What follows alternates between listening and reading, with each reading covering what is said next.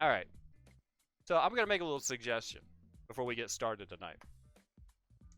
I've been promoting this way for the past couple of nights. As you can see up in the corner, my guest tonight is none other than singer-songwriter Kirkland Fields legend Jamey Hooper is here in the house with us tonight to answer your questions and to be interviewed. I'm going to interview him so freaking hard. But here's the thing. This is my suggestion to you guys. Invite some friends over.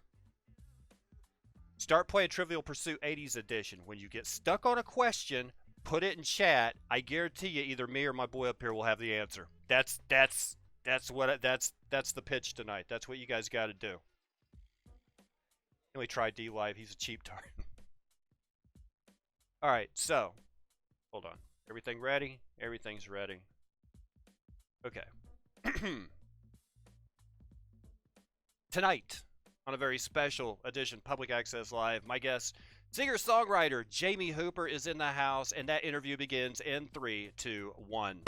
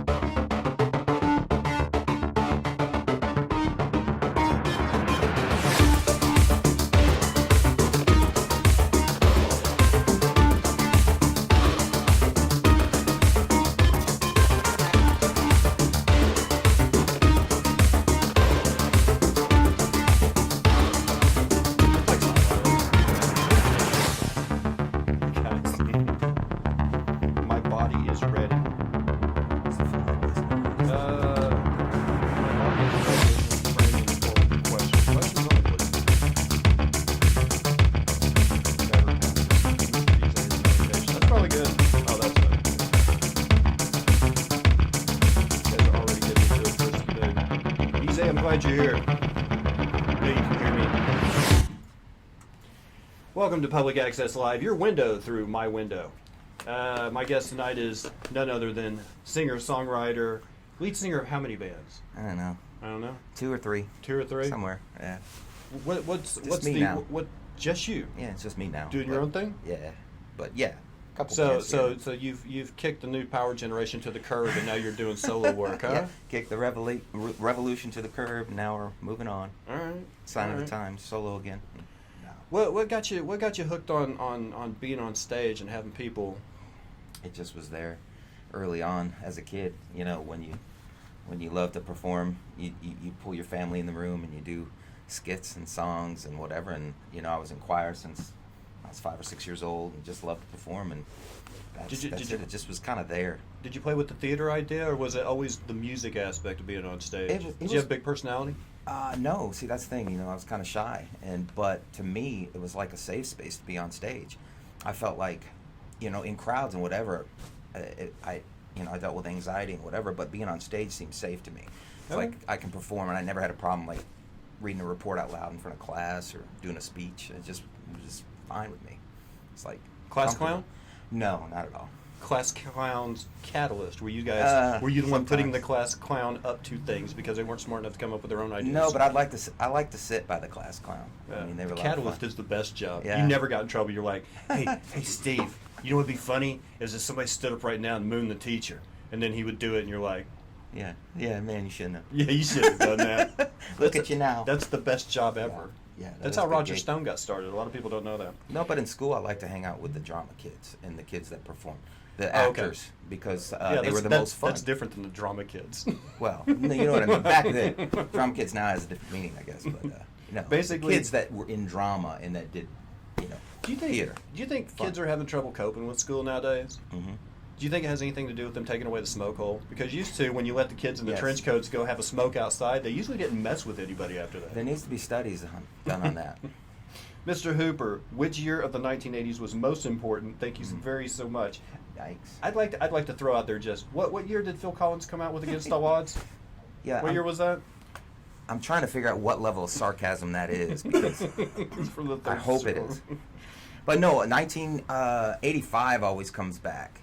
Well, 84. Let's go 84 because that was a big music year. A lot of acts coming out that year. Yeah, Purple Rain came out that year. The movie Purple Rain with Prince, and that kind of changed everything for me. I saw that movie when I was 13. Is that the same year Desperately Seeking Susan came out? Yeah, I think it actually was 84. Well, the Big good and the year. bad. Yeah, but no, that movie changed my life. So 84 was a lot of good music And What did you extract from Purple Rain that was a life changing? well, I related to the character, Prince's character, a lot. Okay. He was this kid that loved music, and he escaped into his music, and I was kind of that way as well. I wasn't, I was kind of quiet, or whatever. So I saw him as like, wow, he did this, and just the performance scenes, and the music. It just like that's what I want to do. That's what How it's long about. after you saw that movie till you owned some piece of apparel that was purple? Well, I'll tell you what. This is an interesting story. My older sister. Here we go. My older sister Right. worked in a hospital, and she's a nurse to this day. She brought home a lab coat, a white, like doctor's lab coat. Right. I had my mom dye Dye it it. purple, and I wore it around for probably a good year everywhere I went. So there you go. First deal. My gosh. Yeah. No, I went to school with a girl that every day that she got ready for school, she watched the Breakfast Club. Every day before school. Yeah. And I'm like, Classic movie. John Hughes. yeah. You a John Hughes guy? Yeah, big time. Of course. There's never been anything like him, and I'm just so glad that nobody's tried to remake one of his films because Do I think it's you- impossible. You can't do it. Do you think he made characters that were relatable to people? Absolutely, that was. So the who whole were you in the Breakfast thing. Club? You Yeah, know this see, is a two-part It was question. a combination. It was a combination because I did play some football, so I had, but You I would be never the hung out honest with to this? jocks. No, not at all. But I wasn't a brain either, so I don't know. I really didn't fit in that group. I would have been somebody Are you totally sure different. you weren't I'd have been the maybe- musician You of the sh- group, right? I think he was. Jared. Yeah, Anthony Michael Hall was Jared for sure. Oh, he admitted that when he was here. Oh yeah. I put it to you that you might be Molly Ringwald. Ali Sheedy would probably be the one I relate to most. Yeah. Really? Yeah, she had the Prince album and everything. Oh, Yeah, there you Captain go. just kind of quiet in the background and whatever. All right. She was the Yeah. best. Yeah, Ali Sheedy. In Breakfast Club, I was Napoleon Dynamite. Let's see, Mr. Hooper, which '80s group do you miss? Well, that's framed very that aren't specifically. playing anymore because there's so many that I love that are. It is group. He did say group. He did say group. Yes, not Okay, not do I solo, miss? Not solo. No, I know. It I'm could just- be miss. Miss could go either way. You could Okay. say you miss because they're not together anymore, or miss because they are dead. Let me think about that. Do I miss? Okay. Let me reframe it. Let me reframe his question. Yeah. Which '80s group do you wish you could go back and see in concert right now? Duran Duran. Duran Duran. Yeah. I saw. Over Prince. Oh, well, group. If you're saying like individual Prince, of course. Okay. But Duran. No. That's my band. He got me. Yeah, well. Technically, he's proficient in Two his words, music. Duran, and they're still going, and they're still making great music. They're making new records. They just played at in Houston, I think, at NASA. I They did this saw- big. Did you see some of that? I saw Simon Le Bon, Yeah. and you know who it was? It was someone was trending on some platform that I pay attention to, right?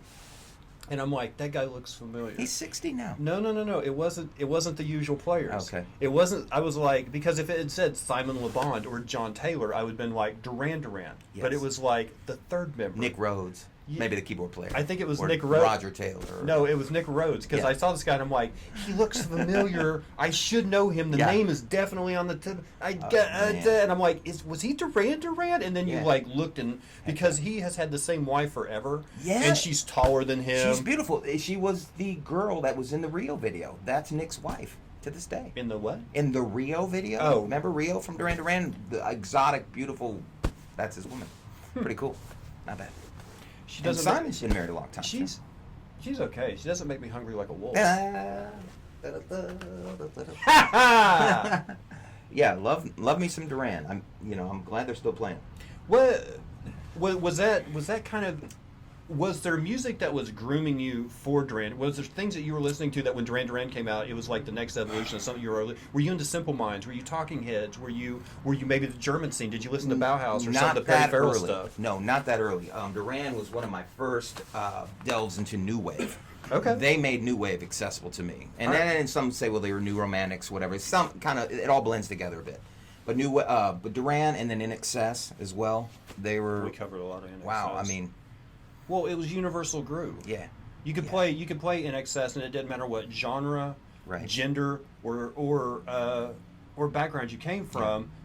People would get out on the dance floor if you were playing in excess. It So was like true. Lenny Kravitz. It was So just that true. perfect crossover music if you wanted to blend everybody. Because of course, the formula for a successful music group is get girls to come to your show. Because if all you do is appeal to men, then you'll have a men audience. But if you appeal to women, men will come because they know women are there. They're very primitive people. Makes you wonder how grunge survived, as long as it did. No, I'm Because just there was kidding. a lot of women there's a lot tying of girls, flannel too. shirts around their True. waist too. That's I mean, true. it That's appealed true. to everybody. Another band though, the Police as well. 1980s Police. Billy Joel. Oh, love Billy Joel. Yeah. 1980s Billy Joel. Well, you go back to early the 80s. Step You Brothers had, reference. Well, I didn't. Horatio Sands' Okay, cover it- band. Over my head. Early 80s Billy Joel, nylon curtain stuff. That's what I dig. Glass houses. That was early 80s. And when he got into the doo-wop 50s thing or whatever, I didn't dig that as much. No. I went more New York State of Mind kind of Oh, Billy that, Joel. yeah, that goes back. You a know, little- very very soulful kind of Yeah, stuff. yeah. And you listen to it and you're like, there's no way that's a little Jewish guy from New York. Oh, he's amazing. You Still know? was amazing. Saw him in concert a couple years back. He still got it, man. Did you enjoy the Ordinary World comeback?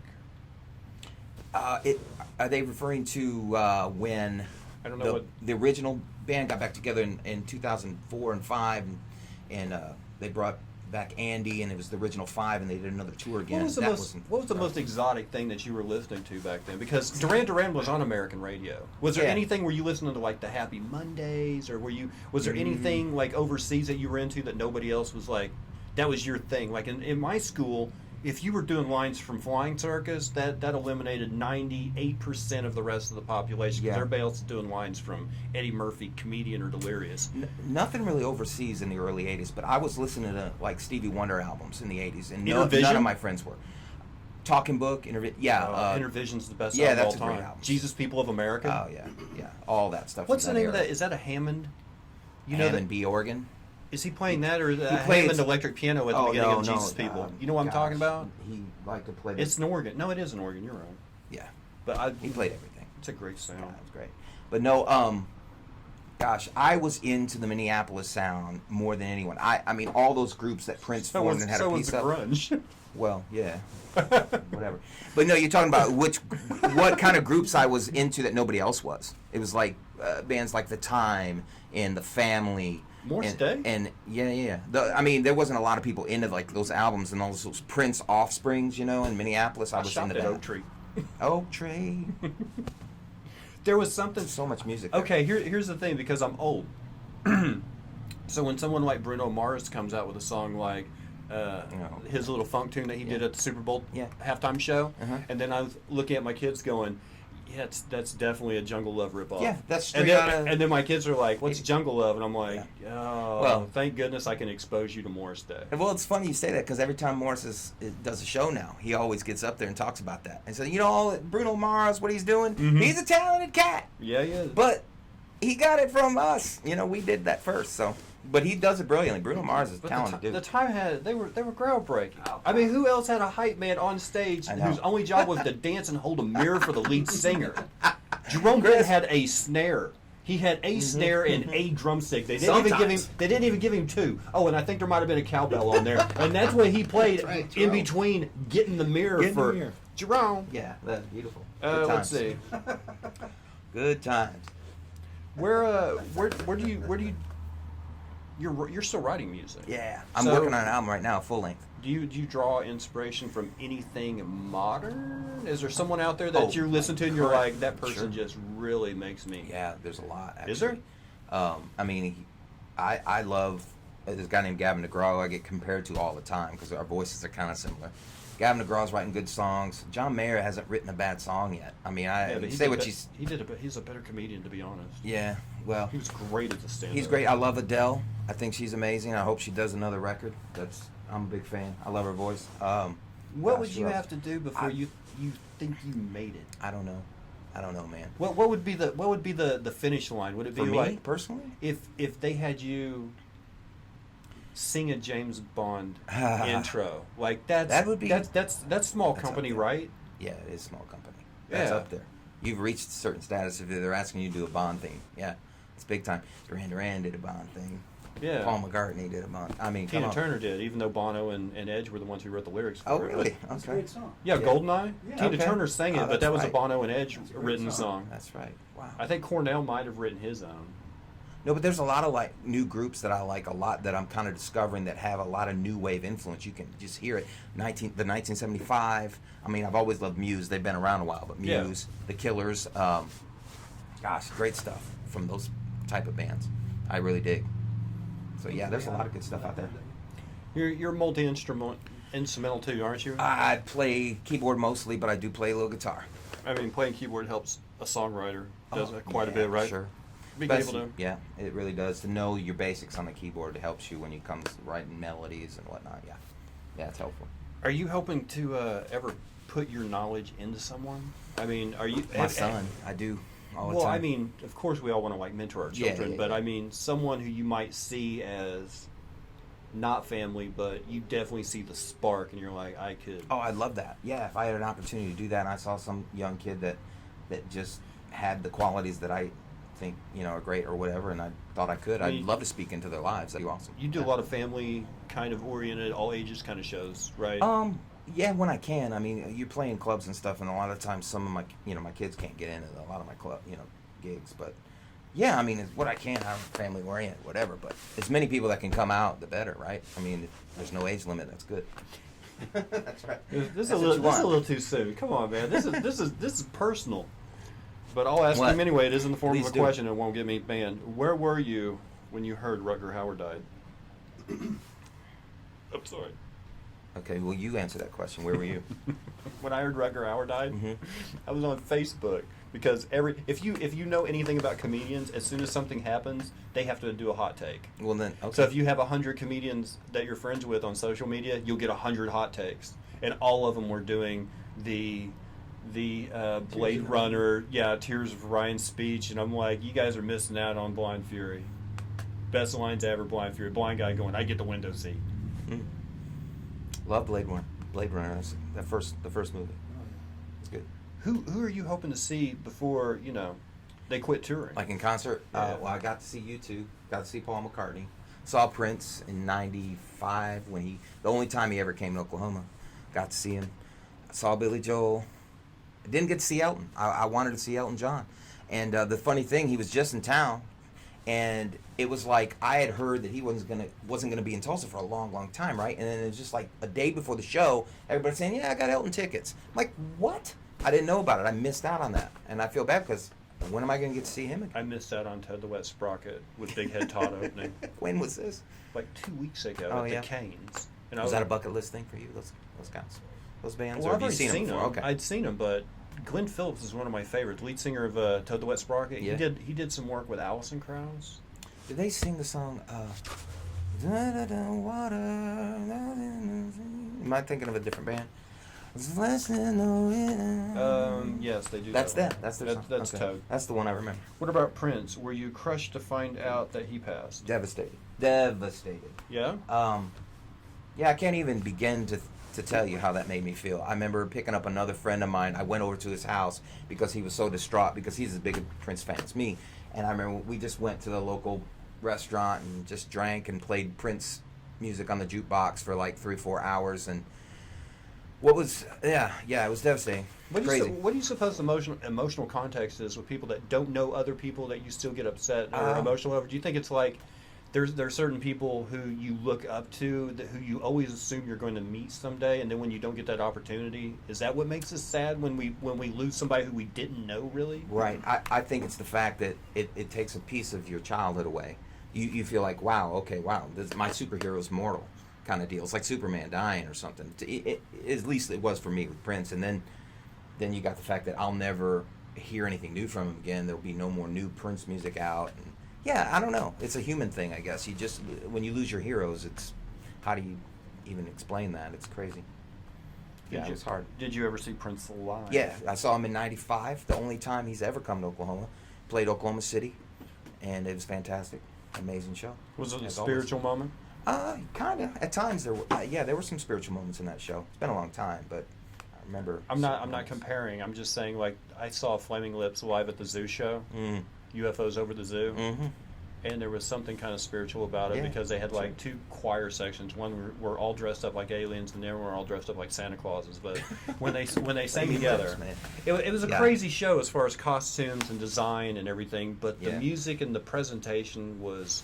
Yeah, It was phenomenal it was show. almost like this music that would just grow and Yeah. grow, and it would get louder, but it would never get abrasive. Yeah. You know, Yeah. it just kept growing and kept just this Yeah. big full sound, and you're like, at some point it's going to be too loud, but it It never got there. Yeah, it That's was great. like they knew how to rein it in. Yeah. It was just like the perfect show I've ever been. I can't. I've seen the Who. That was pretty good. Another group I want to see, and Chris got to see them recently, is ELO. Oh, I'd love yeah. to see Jeff Lynne. I think he's a genius, and thank this guy for really introducing me to his music back in the '80s too. I mean, That's another avenue of '80s incredible. music. You have the yeah. ELO stuff, the Mhm. the synth stuff. Some of my favorite stuff they did was '80s. Do you ever think they will release Prince's never before released music? Well, they're doing it. Here's my complaint on that. They are starting to do it. Like, they just released an album of 10 songs that he had written for other artists. And so they released the demos that he originally made to send them and say, hey, learn this, here's your song. But his versions are so great. And they're just demos. They're not even fully produced, but they're so amazing. So they've released that, and they've released some other stuff, but they're so slow because his vault, if you know anything about Prince and his vault, there's material in there.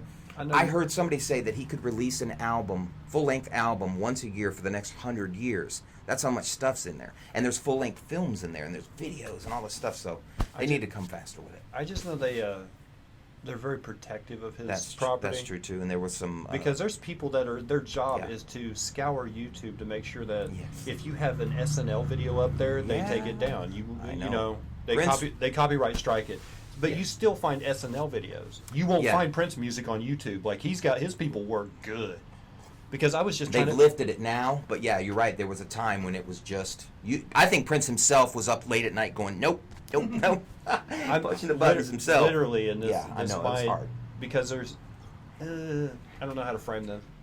No, it there's made me there's mad. there, I didn't like it. there are some love songs that are like love, but they're heartbreaking love songs. Yeah, Like Gladys Knight's got a couple of them that I just love. They're my favorite songs of all time. right? But as far as like a happy love song, Prince to me has the best love song of all time. Which is... Call My Name. Call My Name. Great song. Yeah. That hook is amazing. Hey Rosie. Hey, puppy. Hey Rosie. I know. All right, kids.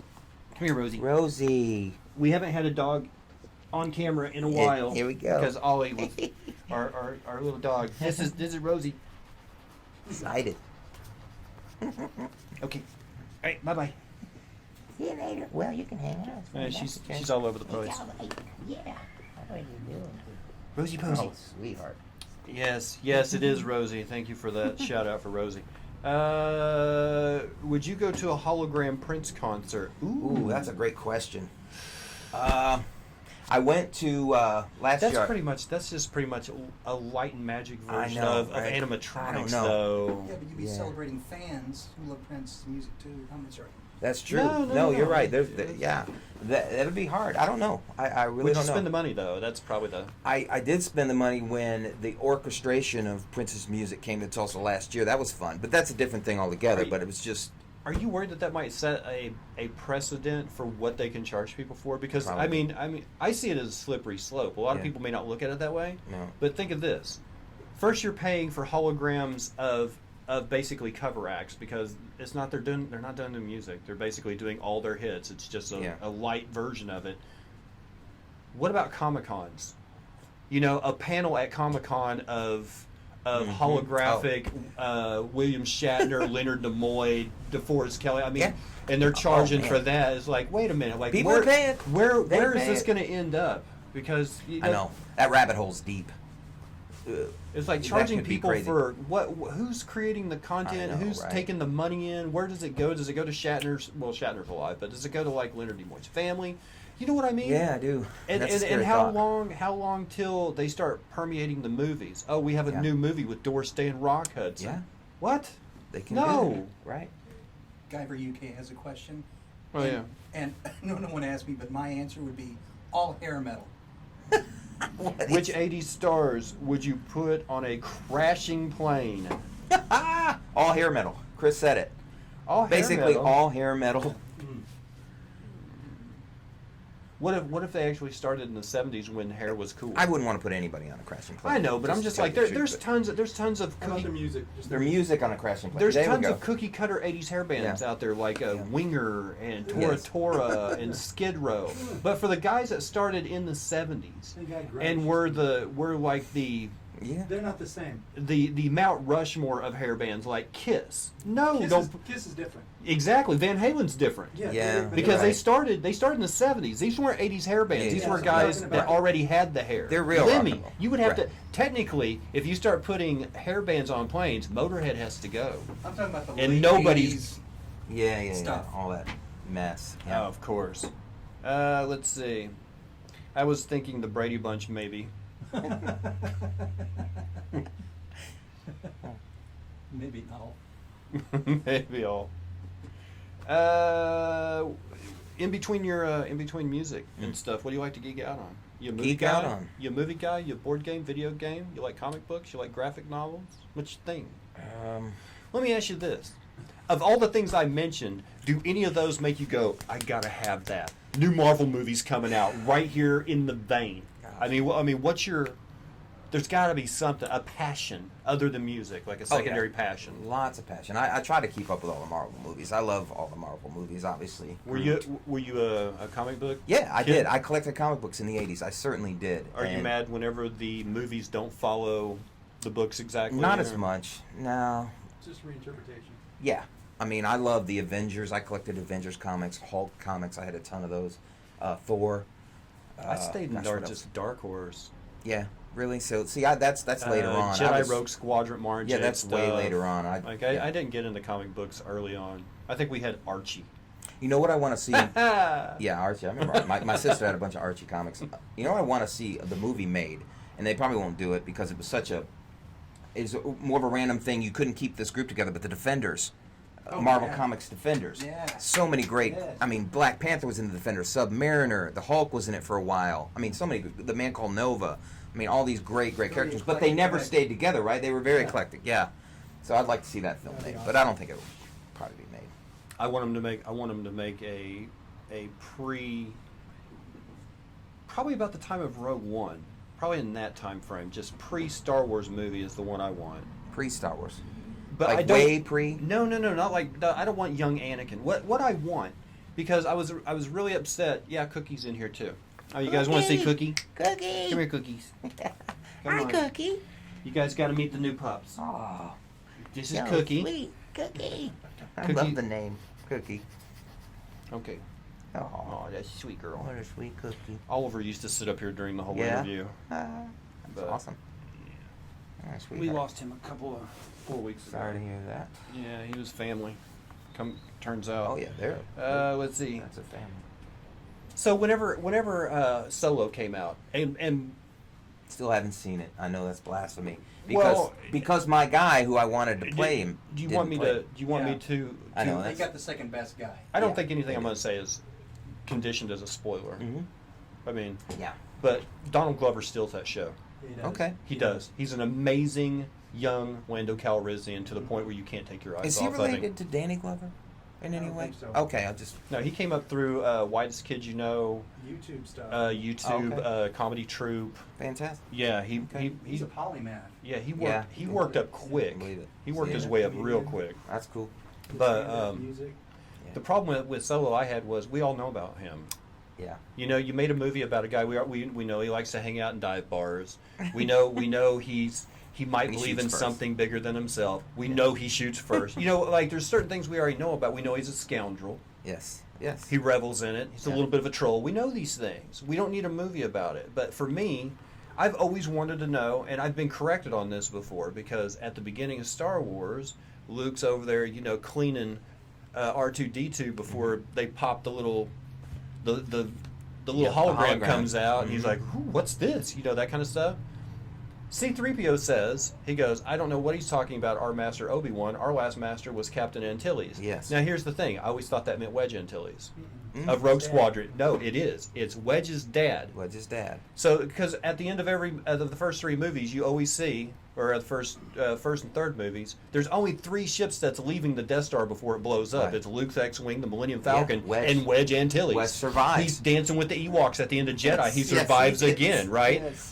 Who is this guy? Yeah. Who was his dad? Let's tell that story. And how come he owned the droids before Obi-Wan Yeah. Kenobi? Because that predates R2-D2's. Oh, R2-D2's always known who Luke's father is. Right. Stay alive a while because they'll get around to that movie. That's what I'm Well, saying. want to. Quit. It's the same thing in video games right now. Yeah. They pretty much say, we don't have to improve Call of Duty or Battlefield. We just come out with another game with a fresh coat of paint on it and put the Battlefield title on it, and people will pay for it because we already have their heart. Same thing with Right. the Star Wars bit. Agreed. Star Wars coming around, they're like, if we'll just make a story, we'll throw the word Star Wars on it, and we'll make $1 billion this weekend. I'll be there. Yeah, but Chris they're will not be there. listening to the fan base. Yeah. They're not doing the things we want. Right. What do you think the main issue with the fan base is at this point? I don't think there's a problem with the fan base. I mean, no. I mean, with the fan base's issue with what they're doing with the films. What do you think from it? Not enough. I mean, what's the next project? They're going to do a Leia prequel? We know who Leia is. Quit giving us stories that we Yeah. already know. Yeah. It's like the writers went lazy all of a sudden, and they're like, we're gonna take all of this information we have about her and give them like this 10 minutes that they don't know, That's what I'm and excited then about. we're gonna CGI Grand Moff Tarkin and Yeah. and Carrie Fisher again, which the slippery slope I was talking about earlier. We already have these CGI actors. Yes. Yes. Wait till one of them wins an award. Right. You know, our and first you know it's the, coming. the first It's transhuman coming. Oscar. You know what I mean? It's coming. It's so coming. Yeah, it is. Because we have to recognize, the CGI. Why? Well, They're not I- even entities. I work in television news here locally, and I joke with the anchors sometimes, and I say it's just a matter of time for you. You all will be replaced by holograms. You know that, right? Well, they've replaced everything else. We've talked on this show because there's a couple of people that I've asked to be on that I didn't get a reply from, but, I mean, who am I compared to these people? One of them is Gaylord Sartain. Okay. Who's that? Who's Gaylord Yeah, Sartain? Sorry. Yeah, tell me. I'm here to learn. I'm here to learn. my God. Mazeppa? Yeah, he's a Tulsa celebrity. He used to do stuff. Hee with Haw? Gary Busey. He was in Outsiders. Yeah. Okay. He's What did he do in Outsiders? He played the school teacher that was in the hospital waiting room. It was like, you really shouldn't smoke, kid. And he's like, you're smoking. He's You like, would yeah, know but him I'm if an you- adult. If I saw him, I'd know him. You would, Yeah, I promise okay. you would So- know him. Yeah. Okay. But they used to do stuff on a local level at television studios. Mm-hmm. Mm-hmm. Like we had Plenty Scary Movie shot Oh, live I here. missed that We stuff. had Kung Fu Theater. We Yes. had Mazeppa. We had these comedy shows and these sketch shows on a Yeah. local level. Now local TV stations, the only thing they produce is a news program, and a weather and Yeah. a sports extra. That's it. You're right. They don't produce programming anymore. No, you're right. You're absolutely right. It's just not. And efficient. it you know, Mm. that used to be the way to step up. Right. There are hardly Mm. any public access channels other than mine. And you got to go on the That's true. internet to find me. Yeah. You know what I mean? That's true. Good point. Hey, down at the TV station. Yeah. They always looking for ideas. I could put a show on for them. Well, certain people are open to ideas. I could hook you up with some people that I think might be actually open to that. That would be a good idea. Yeah, I think local programming should come back. I do too. Regional programming. Fantastic. We just don't have it anymore. Right. Yeah. Here, here. Here, here. I like the old Not just to launch careers, but to to really. the old late night midnight It's monster emotional comfort movie. food for our Local generation. guy doing the. If you're in sketch comedy, it's really, if you're a pro wrestler, you can work at a regional level like Mid-South, work your way up to True. WCW and then up to the WWE. There's a minor league system. Yeah. But if you want to be on SNL, you got to work your butt off and get to SNL. Yeah. There's no minor leagues for it. Right. What was what was the comedy troupe, Chris, that all the great ones came out of? What was Second it? City. Second City. Oh yeah, in Chicago. Yeah. Does that even exist anymore? Yes, It yes. does. Okay, so there's kind of a minor league kind of thing. And but it's- Upright Citizens Brigade, that's a big Okay, one out okay. in Cali. What's your worst film from the 80s apart from Howard the Duck? Wait.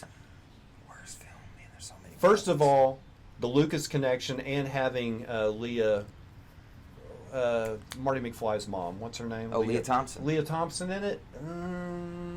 it might have been poorly written, poorly shot on video, but doing that movie. Howard No. the Duck couldn't be the worst movie of the '80s. I mean, I saw Ashtar with Dustin Hoffman and Warren.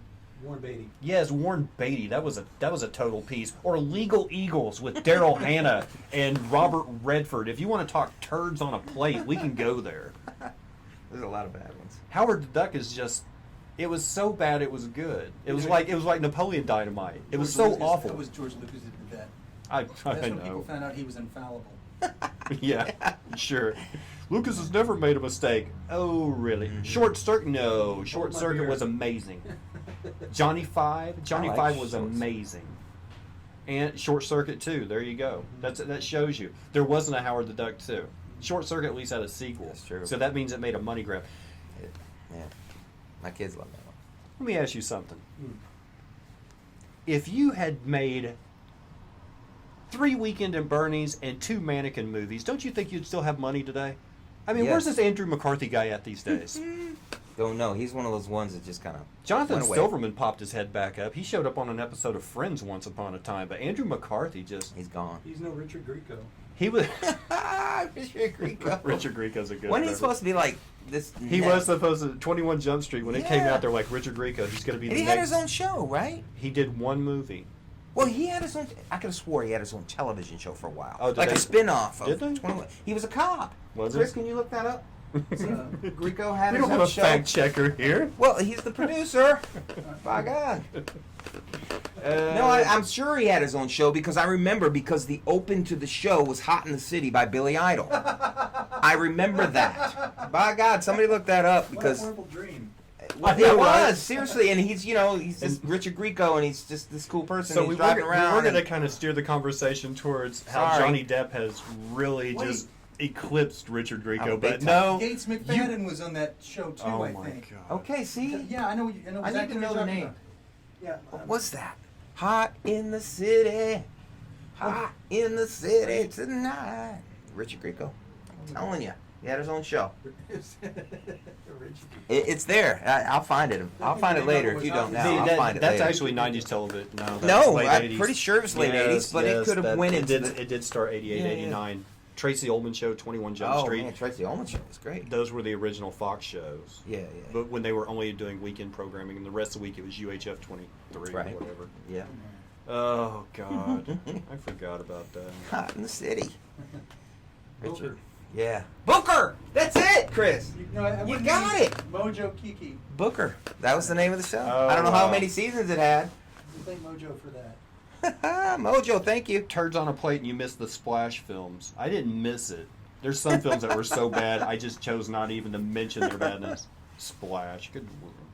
You know, it's a movie. You know, at Go the ahead. same time as Splash came out, everybody's like, "Ooh, Tom Hanks, yeah, he's the guy from Bosom Buddies. He's really wholesome and he's a great actor." And at the same time, Bachelor Parties is in theater with him and Oh. Adrian Zmed. Bachelor And- Party was raunchy. Yeah. Exactly. Wow. Yeah. And everybody's like, everybody remembers the dad Bob Saget. Nobody remembers the aristocrat Bob Saget. You know, same thing with Tom Hanks. Oh, yeah, he's raw. They're like, oh, we remember we remember Tom Hanks when he came out in Big. Yeah, no, that's there was a Peter couple of Stormare. turds Yeah. in there before that. Yes, indeed. Let's see. He was on Happy Days. He was on Yeah. Happy Days. What would the perfect 80s inspired day be like? Oh my God. The 80s inspired. At some point, you're That's going a to lot. have to be on a float in a parade doing Twist and Shout. Mm-hmm. I think. Mm-hmm. Does that fit in? Sure. Yeah, of course it does. He couldn't have a cell phone. Thank God. Mm. It's like an albatross slung around my neck. I hate him. I hate leaving my house and going, oh, I forgot my phone, Yeah. and feeling the need to go back and get it. I know. I feel you. used Yeah, to, it you was- have to. It's used- like you have to go It's get like, it. Ah, nobody's going to call me anyway. I can go. Mhm. But now you Yeah, have to get go it. back and get it. We're slaves to the phone. I I think one of the things you'd have to do in an 80s day was spend a lot of time at an arcade. Was you arcade kid? Absolutely. What was your game? Asteroids was my game, and that goes way back because it was just like quick. Anything like when all the stuff's like coming at you from all angles, I was good at that kind of game. I was good at Centipede with the ball. Centipede? Yeah. Yeah, great game. Yeah. What I miss about the 80s was hanging out with our telekinetic friend who would get the bloody nose. Yes. He's never seen Stranger Things. Oh. Dubsky. No, I don't binge watch. You so- must though. You so- must. It's the You perfect must. 80s I've series. missed out. I'll make a short list of the icons of entertainment that I've never seen an episode of Breaking Bad. I've never seen an episode of Walking Dead. I've never seen Game of Thrones. I've never seen Stranger Things, and I will continue not seeing things that Okay. don't interest me. Out of all those you named, I think Stranger Things you would enjoy the most. Yeah. It's because it's so No. well done and it's No, so he'll great. hate it just to be contrary. Okay. Forget no, it. no. No, I know what I like, and Yeah. I like clever dialogue, and a bit of arrogance in my actors. There's some of that. What'd you say, Chris? Yeah, There's you some know of what? that in Stranger Things, for sure. I'm just a peasant, man. Oh, what's up, Distill Gainer? Greater inning. We love quoting Miles Copeland around here. Where did you eat lunch in the 80s? Where did I eat lunch in the 80s? Cafeteria. At my Well, I at mean, I didn't home. get out of school till '89. What the hell is Hot up? dog on a stick. Hot Hot dog on a stick. There you go. Stranger Things has the best writers. Well, I don't know. Stephen Moffat and Mark Gatiss are pretty hard to beat, in my opinion. I just think right now, in the last 5 or 6 years, there's been like some of the best television writing ever. Let me ask you this: what do you think has made it from the '80s to now that never really went out of style? Because Doctor Who. Yeah. Oh, are you talking about just Doctor television Who's shows? actually more popular now than it was Yeah, in the '80s. true. It has My an daughter's a entire. huge fan.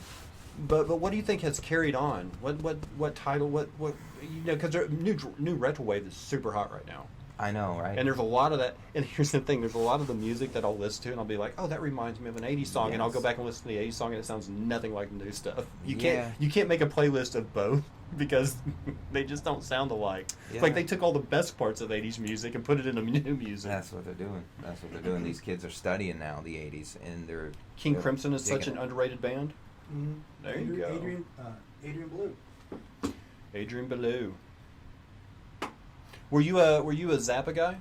Not really. Really didn't mess with that kind of 80s? What I liked, the thing I knew about Zappa is that he discovered Missing Persons, which is one of my favorite '80s bands. Missing Persons, that he was like the one that kind of brought them in, mentored them a bit. What article of clothing represents the '80s the most?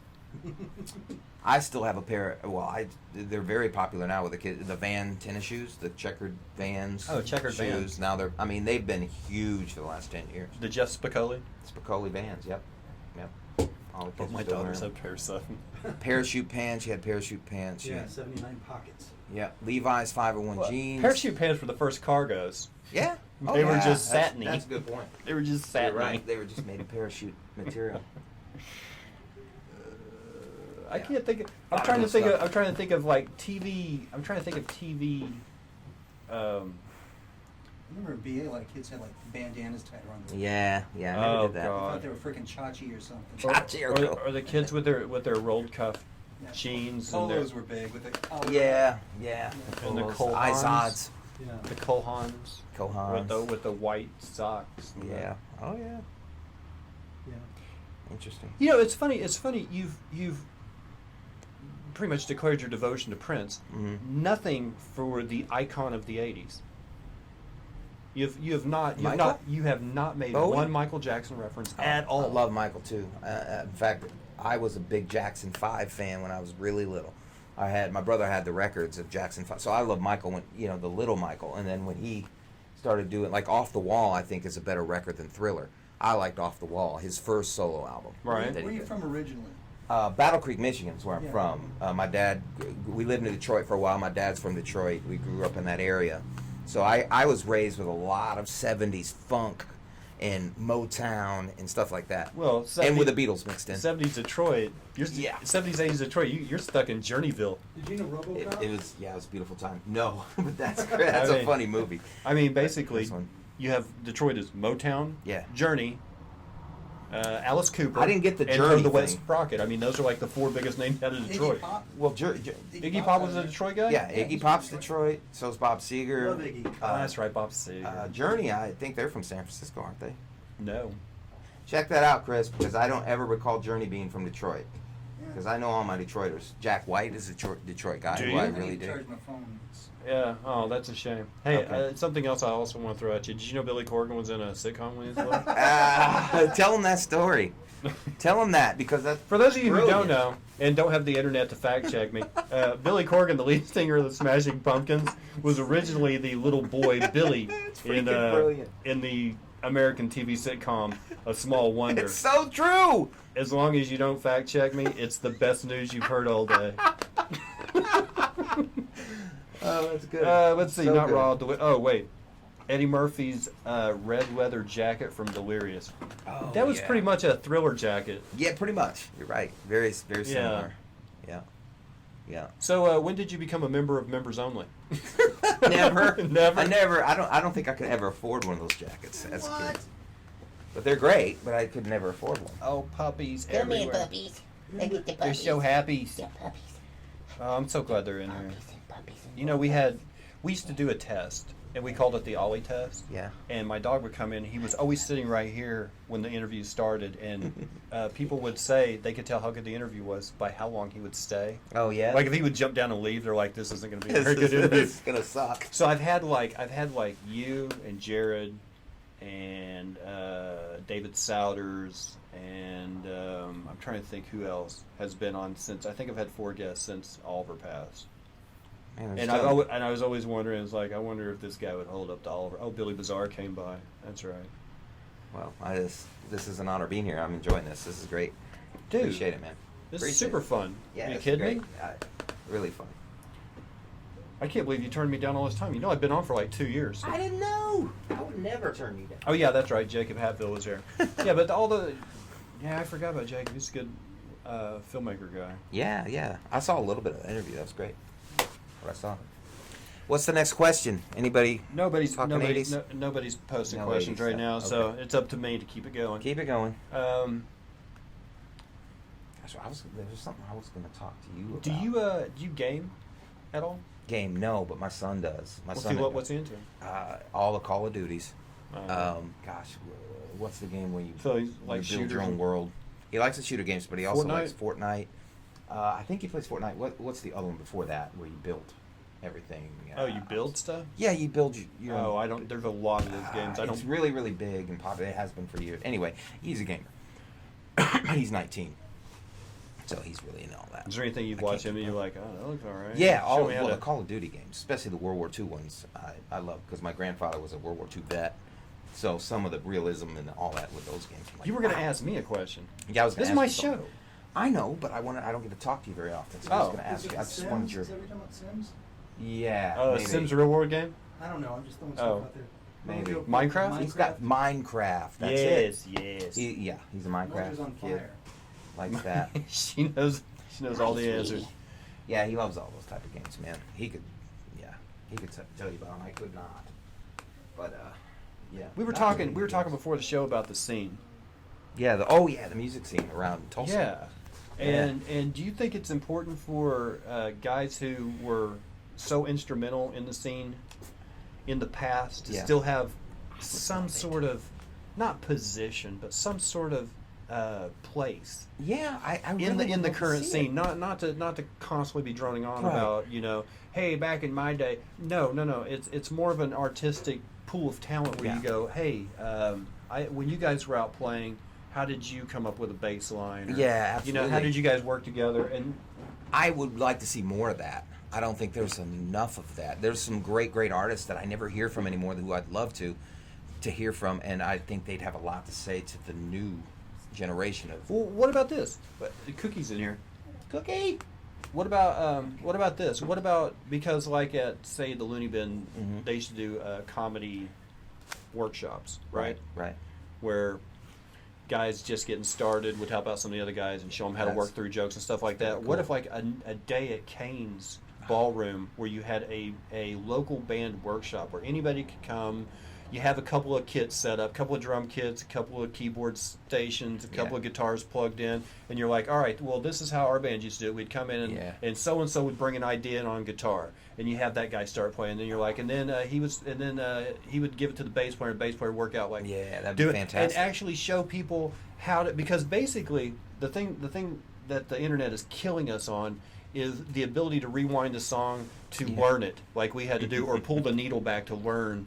Yeah. You know what I mean? Good old days. And now it's like, oh, you want to learn how to play Eruption by Van Halen? Go to YouTube. There's a video on it. There's and 20. the guy's like, do, do, do, do, do, I know, do, right? do. Yeah, And yeah. you're like, man, I had to rewind that song for like 4 weeks. No, 4 weeks at least. To Yeah. get every note right. Oh man, that'd be really fantastic if some of those older Tulsa. And not even the people- oldest. I'm just talking Yeah. like the groups that were the 90s, Yeah. like get John Quinn in there, Mhm. and get Brad Mitchell, Jenny LeBeau. and get Jenny in there, and Yeah. get like Jared Gallagher. Matt and Brad, and Right, get these those guys folks. back. They're in. out there. They're playing and stuff, but they're not. Right. They're not elevated the way they should be and deserve to be. I think. I don't think they're doing because of course the next generation comes up and they start getting the gigs and they start doing their thing and then you kind of forget about the older guys. But yeah, no, I'd love to see something like that.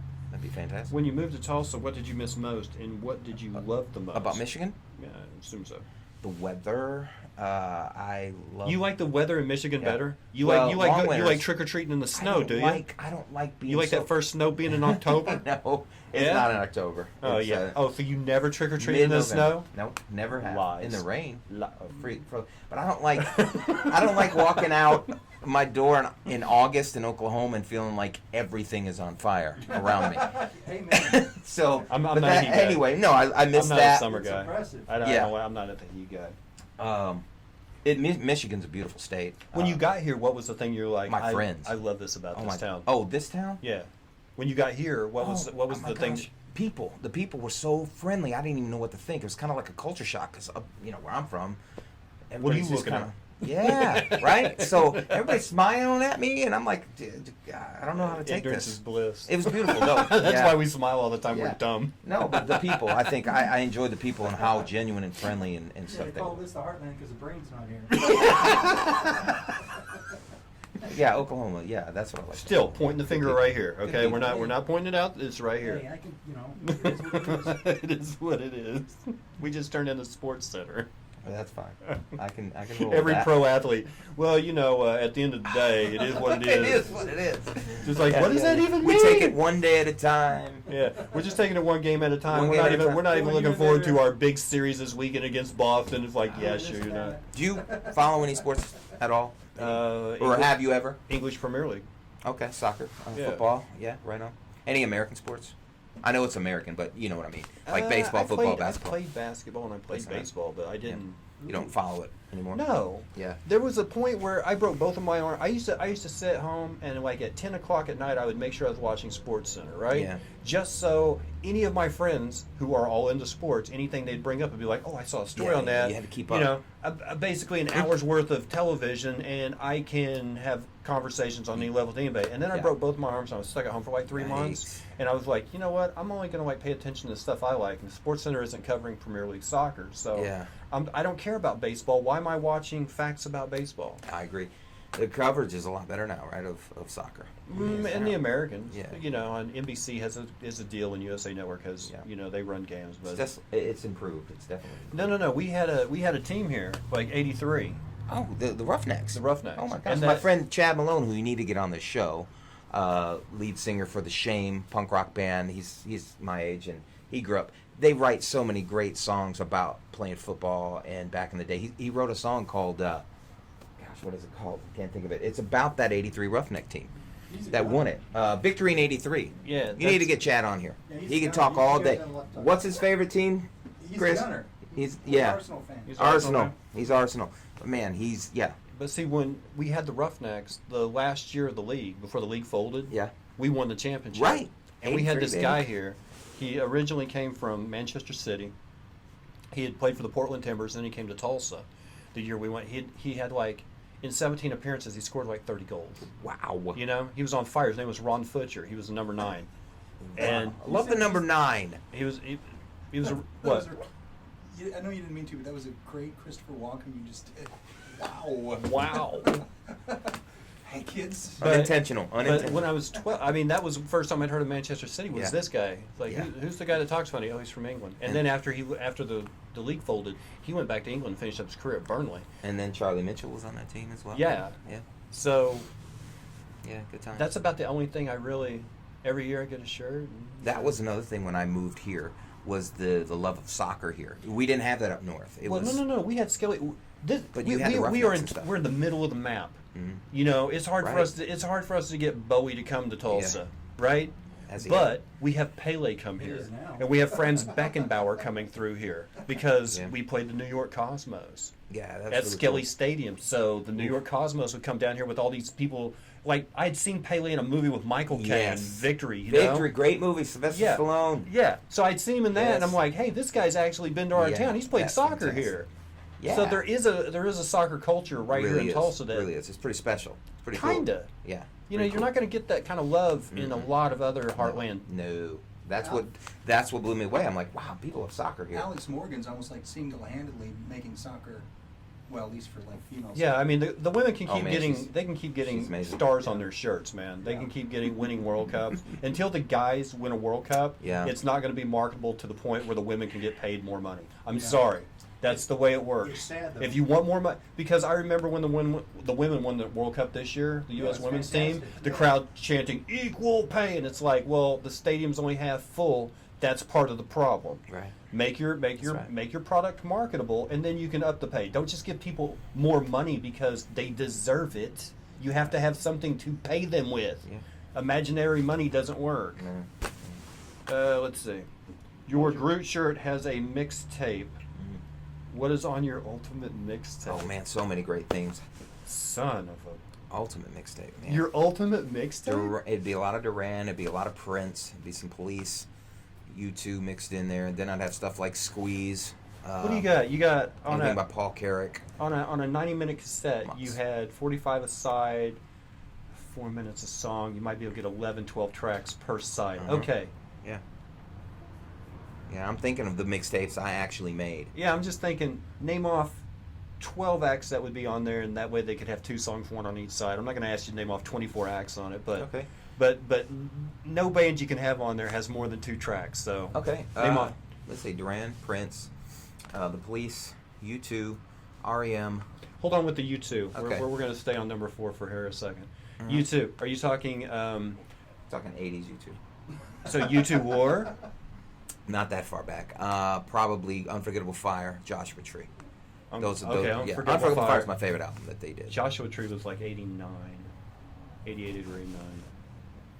Yeah. Okay. Okay, we'll keep going. I'd have a track by ABC, Missing Persons, Thompson Twins, goodness sakes, Paul Carrick, just a single by Paul Carrick, Michael, I put some Michael Jackson on there. You're at 9. Goodness sakes, The Time, of course. This is So many Jamey good Hooper's ones, man. Dirty Dozen mixtape. Yeah. The Dirty Dozen.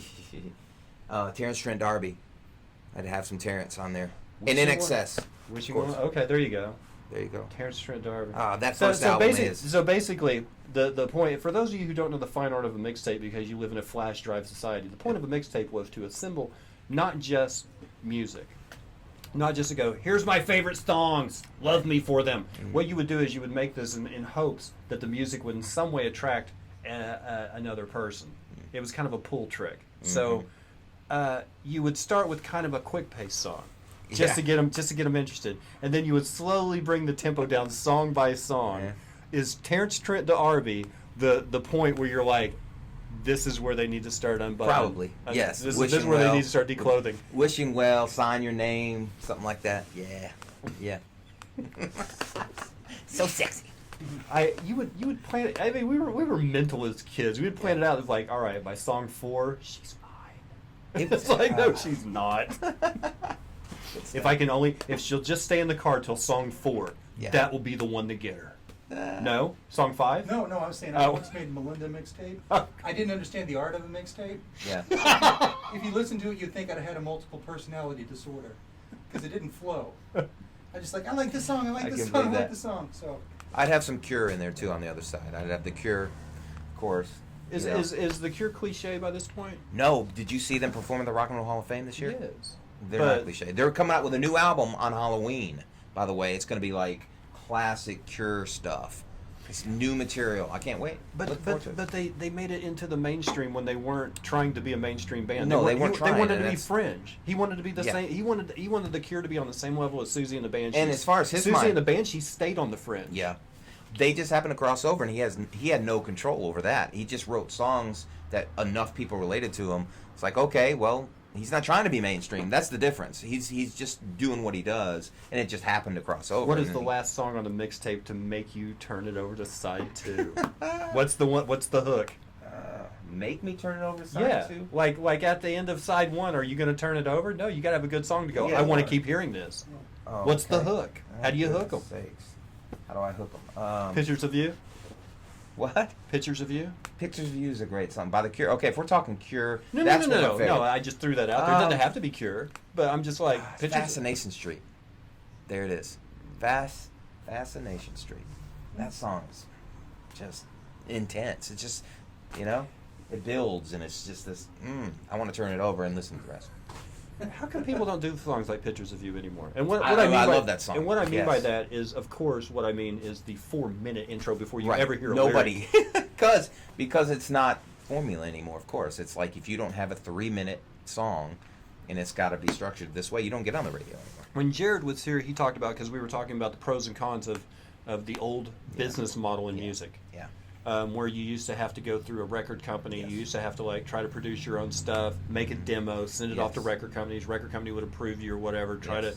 to, and there was a hierarchy. Whereas now anybody can produce a song in their house, put it on iTunes, 99 cents, sell as many as they can, and if they get noticed enough, somebody will pick them up. Right? Yeah, Jared and they I get a would rec- agree on just about everything concerning that. So I said I kind of like the freedom of the new. His counterpoint was that the record companies used to be a gatekeeper to keep the illegitimate acts Yes. out, and I was That's like, a good point.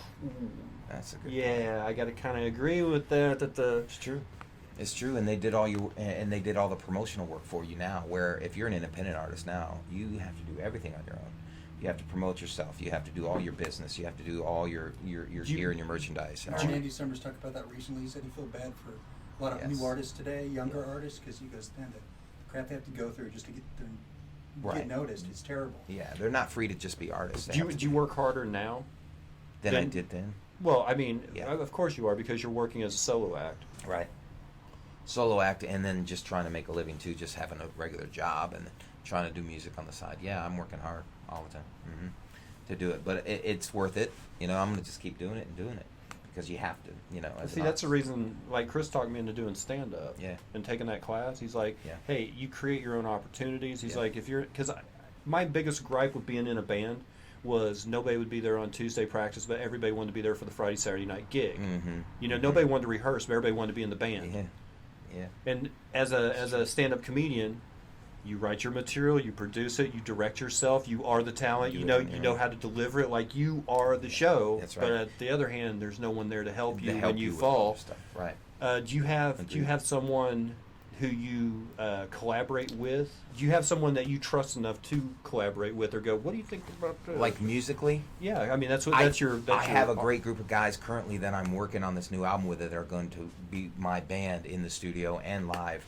So And you're like the Jeff Lynne of the group. I guess you could say that. Yeah, I'm writing the tunes, but they have so much input on the arrangements and whatever, and I really trust what they're saying to me. They're a really great group of guys who believe in what I'm doing, and they're volunteering their time for this album and for my music.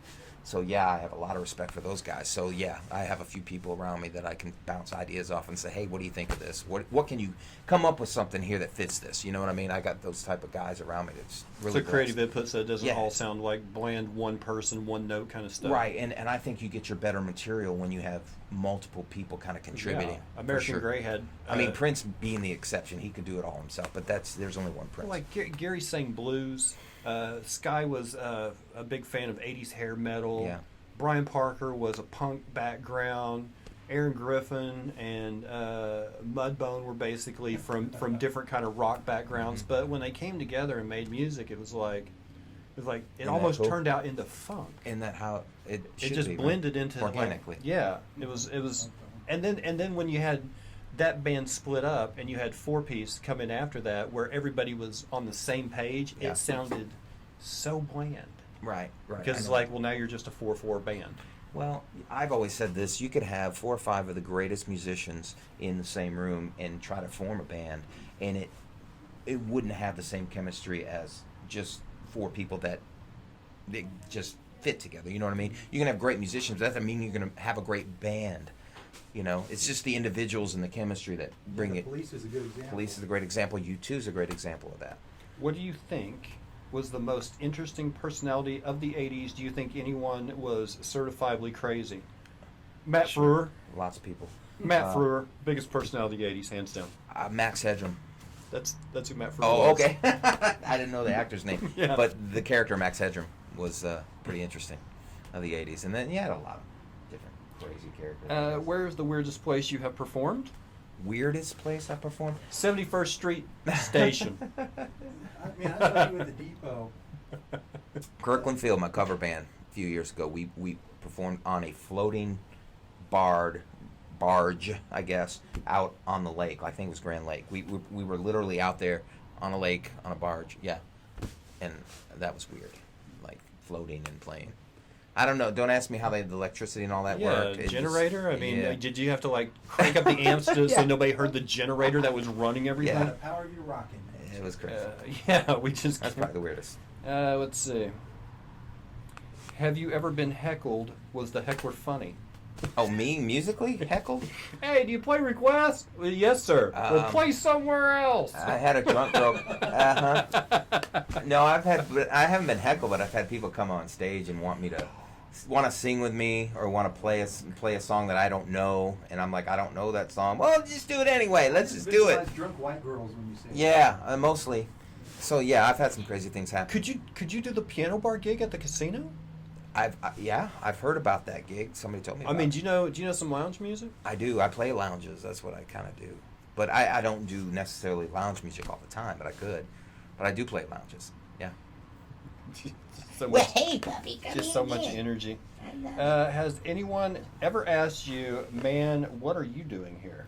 No, but Come no, on, that's question. yeah.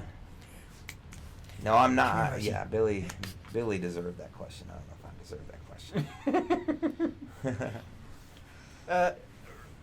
This always kind of fades into food porn. That's what Yes, we call it. Yes, food porn. There's where we talk about some foods and stuff. Are you Yeah. are you an adventurous eater? Sure, man. I really am. I like the shows that on TV. Do you watch the cooking channel? I watch Ever? 'Cause it's no, really because I good. watch Netflix I and, know, but and the cooking, Amazon, you so I get should. to see like the Great British Baking Show. Okay. Which I absolutely I've never adore. seen that. Dude, it's a competition show, but they are so nice to each other. They help each other out. They're like, Beautiful. yeah, That's cool. And the judges aren't like mean. Like American television, I think to be a judge now Yeah, on any you kind of gotta be a- talent-driven You show, gotta be a jerk. yeah, you have to be a Why little bit of an gotta be a jerk? ass. Yeah. You have to go on and Yeah, be you're like, right. you have to be Simon like, Cowell set the bar high. yeah, but he can. You know how that guy made his money? He was a producer, wasn't he, for a while? That's not how he made his money, How did though. he make his money? Tell me. I mean, he has record labels. Yeah. And he would have these talent shows where Yeah. the winner of the show he'd make their Mhm. album or whatever. Yeah. So he'd have his TV show. No. He gets a deal with AT&T where he gets a percentage of every text-in vote. Every show he Whoa. has is text-in That's votes. shrewd. Shrewd of that dude. Millions of dollars per episode. Oh, we had 15 million people vote this week, and he What- makes 35 cents a text. Wasn't he the creator of Spice Girls, right? He didn't he do Spice Girls, Chris? Man, I don't know. I don't know. Simon Cowell, I think he was the genius behind Spice Girls. I like He's Spice older. Girls. I do too. I like He's him. older than you think. I think his birthday's like 59 or 60. Okay. Yeah, so he would be. He would I'll look that almost. up He would too. almost be 60. I'm pretty sure that he was instrumental in the Him and Spice Jeremy Girls. Clarkson are the same age, but they don't. Clarkson looks like he's had a lot more fun life. Yeah. Right. If you look really beat up, when you get 60 and you look like really beat up, The candle that burns twice as bright burns half as long. That's right? true. So you were talking about adventurous Eating, and yes. whatnot. Indian. Do you like spicy? Yeah, Do you I like think so. spicy on your It's tongue or spicy here, like wasabi that hits tongue. you up here? No. I don't like it up here. I don't know. That's too Like the much. horseradish stuff, where it's I just like the right amount of heat. That's Yeah. still flavor. I don't understand the So you're like enjoying your mouth burning off. I don't. You're a see tikka enjoyment. masala guy. You don't go the full vindaloo. Whatever that means. No. Probably not. Okay. do you go India Palace? Yeah, I think I've gone with Chris a few times. He's Yeah? taken me. Yeah. Oh yeah. Good stuff. Yeah. Yep. I like the roti bread. It's my favorite. What does Thanksgiving look like at your house? Is it traditional fare? Yeah, totally. Always has been. Is there something that your family makes that you've been to other houses through marriage or whatever, where you've been there and you're like, hey, how come these people don't make this? Why don't we have This that? this is I thought everybody did Gosh, this. let me think. There's some Michigan stuff that my mom, my grandma used to make. Yeah, Wolverine mashed potatoes. What you got there? No blue. I can't think right now, really. Goodness sakes, what is a Michigan thing on Thanksgiving? Violence. Violence. No. That's just Detroit. That's not all of Michigan. Flint. Flint, Michigan's Yeah, bad. it's Flint. It's bad. Well, that's it's amazing. Apple cider. Michigan apple cider is like the best you can get. Oh, The son Michigan of a- apples are amazing. I like apple cider. Yeah, that's one of my We favorite don't things. do that here. Ooh, he's gonna let Mojo's last We do, question. but they're so expensive. If you go to the store and want a half gallon of apple cider, it's $30. Have you or ever something. eaten at the White Lion? If yes, what do you like there? Heck yeah, I like the pints that they serve of Newcastle. It's my favorite. Love White Lion. Just to throw this out there, they don't pay us any money, but it is the White Line's 20th anniversary. in so fact, if I might you go are after in the this. greater Tulsa area, please go say hi to Betty Yeah. and her nephew Peter. And, Love that place. They're celebrating 20 years this year. Michelle, if you're watching, let's go tonight. Let's go after. Meet over. Yeah, that's they're, right. They're still open. Well, no, but I couldn't remember if this was wine tasting weekend, which you kind of have to make a Oh. reservation. I think that was last weekend. Okay, I hope. Yeah, it was wine on- tasting was last 'cause weekend. I want to go. I haven't The been in a next while. one's like August 27th. They're having a Scotch tasting. Ooh, how about that? This guy. How about that? This You a guy's Scotch going- guy? Man, I have a buddy who is. I got He's hooked on deep it in when it. I started doing stand up Okay. because that was Why? that was my first shot of courage to get up there. Scotch. Like my first show, I was like, give me a double doers right now. Right I want now. someone's gonna get right on top of my boo I boo. can dig it. And they hooked me up. Did it help? Basically, what I asked for, I was like, I would like a double scotch, and she goes, one double scotch coming up. I was like, no, that's not what I asked for. Could you give me a double? And she goes, Double. legally, I'm not allowed to give you Quadruple. 4 shots of liquor Right. in one drink. I Right. was like, here's what you do: put it in a tall glass, Mhm. fill it up with ice, put a couple of pieces of fruit on top. I'll tell everybody it's a Long Island tea. Did she? Yeah. Sweet. It worked out. You know they work for tips. Yeah, I know, right? So if you pull out enough, Yeah. are you sure you can't Heck make yeah. it? Are you sure? Heck yeah. Chris, you Scotch guy too? I can't remember. I like it fine. I'm kind of more bourbon. Okay. Who is the most underrated Tulsa band? Go. Ooh, underrated. Let me think about that for a second. There's some really, really good ones. Man. Yeah, they're not underrated. Has Tulsa ever seen anything like what Glass House could have produced had they stayed together? Yeah, I think there's. I mean, as far as an eclectic group of musicians playing an eclectic group of music Man, that's the truth. on a It's level, hard. on a production value that was, they just weren't satisfied Right. being mediocre. we're talking original bands. Yes. Yeah. I mean, of course, Melodramatic Wallflowers is in the conversation. that's what I would say. But were they the force that Glass House was before they broke up? No, but I think by the time they became Admiral Twin, I think they were close to being that force. That's just my opinion on there. I don't know, though. think as far as ready-made, you could sign them today. They're ready to go and make you $1 million. I think Glass House is there. I think Yeah. Hero Factor's there, and I think Hero Factory, yeah. oh Ben, Jesus, One of the what a great voice things that about guy's Glass had. House, their eclectic set list, they would do like a Kiss song, followed, and the good stuff, the 70s Kiss, Yeah. followed by a Cocteau Twins song. Right. That blew my mind. No one was doing stuff Nobody like that. did Cocktail Yeah, Twins. I love that. That's insane. That's what got me hooked. There is a band now that's out there, and you've probably heard of him, and maybe you can get him on the show. Weston Horn and the Hush. I think they're the next breakthrough band in Tulsa. They have kind of a swing big band kind of vibe, bluesy. Fantastic. Yeah, you'd love them. They're great. They in fact, they're having an album release on the 17th. I'm gonna go out there and hang with them a bit. They're friends. We've done stuff together, but I'd say Weston Horn and the Hush are the next thing. I like swing. You dig him, man. You really would. And he's such a great guy too. Really sweet person. And they're fabulous. Great band. So I think they're the next to break. I don't think Rosie's in here. Rosie, Rosie, puppy. But yeah, it's hard to compare eras though. You know? I know, but as far as a group that you didn't have to do a lot of work with, Right, you know, right, like right. they were already packaged Yep. really nicely. It's- yeah. They had a look. They West- had the talent. Yeah, Weston. Look them up. Well, you can't. I'm just saying, if you look up Weston Horn, the Hush, We don't they have a research Stop. department.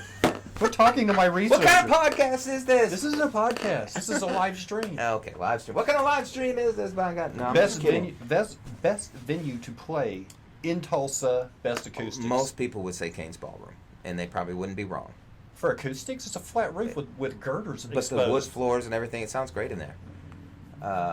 Other than that, what are we talking? What we got left? The Brady, the Pavilion. Yeah. Be okay. Yeah, there's a lot of little clubs that have great rooms, but I'd say overall, I think Kane's is great. Jack White loves it. He's playing 3 gigs there soon, like back to back to back gigs. Really? You know he lives here, right? He's got a house like right over there. Jack White? Yeah, he loves Tulsa. Does Loves he? Tulsa. Yeah, really does. Hmm. And You he talk loves to him Kane's. much? No, I wish. I was about to say, if But you he's a Detroit guy too. If, So you, it's if you like- happen to talk to him, you know, I know a local arts live stream that would probably we could probably we can get him on here. We could probably get him on. Yeah. I could probably swing a few things. I don't know how often he's here, but because he's got a home still in Detroit and he's got a home in Nashville because he does his third band records out of Nashville. But he loves Tulsa. It's Did the casinos have good rooms here? oh man, the Joint is a great room. Great Is it? room. Didn't Jack want to buy the church studio? Yeah, I think he's still involved in something with that. I Don't think quote me, they're but doing the museum. I think they're going to make it a studio again, to where people can record again. I think they're making that part of the new Tulsa sound that's coming out. I could be wrong, but that's Gary what got I to think. record at a studio in Dallas when he was with Strangleweed, and this is no lie. They had the analog mixing board from Abbey Mhm. Road in that joint. Oh my gosh! So he got to lay down tracks on That's sweet. the original Abbey Road mixer. Man, that's sweet. Have you've heard of a Neve board? Yeah. From you saw the movie with where what's his name? Gosh, what is it called? Sound City, Mm-hmm. right? That the Neve board that what's his name bought from the Foo Fighters. I can't think of his name right now. Dave Grohl. Dave. He bought that, and now they're still recording with it. Paul McCartney was in it. Stevie Nicks was in the What? documentary. It's so good. One of the authors of the Minneapolis-produced Seattle Sound. Minneapolis produced Seattle Sound. Yeah. Okay. Well, grunge was before Nirvana, but Yeah. Nirvana is what made it commercial. Right. You know, Smells Like Teen Spirit came out, and everybody's like, "Ooh!" And Yeah, that was Seattle. the fad, right? Yep. Yep. Nirvana's Nevermind was produced by Butch Vig, the drummer for Garbage in Mhm. Minneapolis.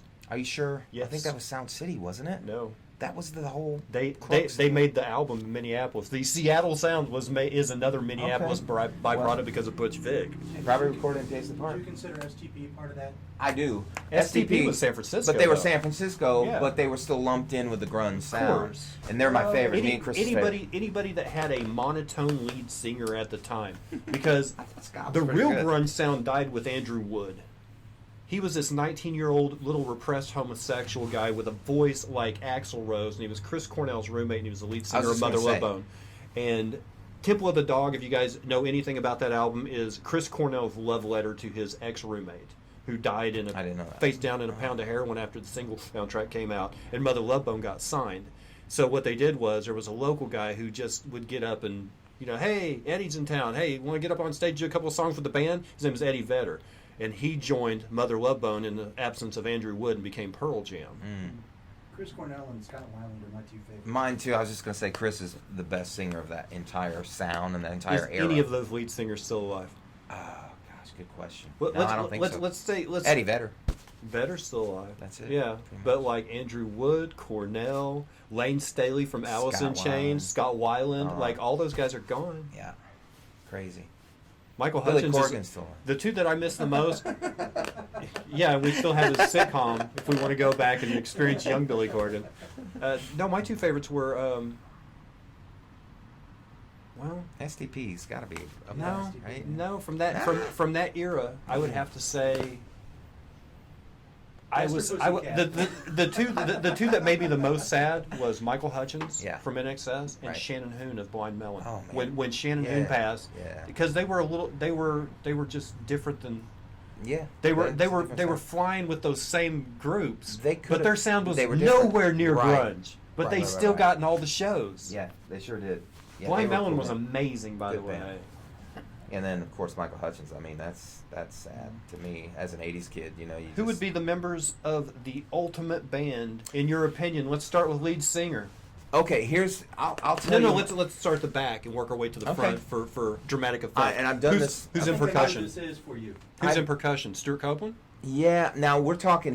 I have two lists. First is just by instrument, and then the other is a separate thing where you have to be a singer-songwriter, and you have to play an instrument, and you have to like be the main writer. So you'd have to be like a Don Henley on drums, and Paul McCartney on bass, and Prince on guitar, where you have all three facets. You have to be a singer-songwriter, you have to be a lead singer, and you have to play an instrument. So, but when it comes to just straight instruments, Stu Copeland on drums. We're going to do a super group. Okay.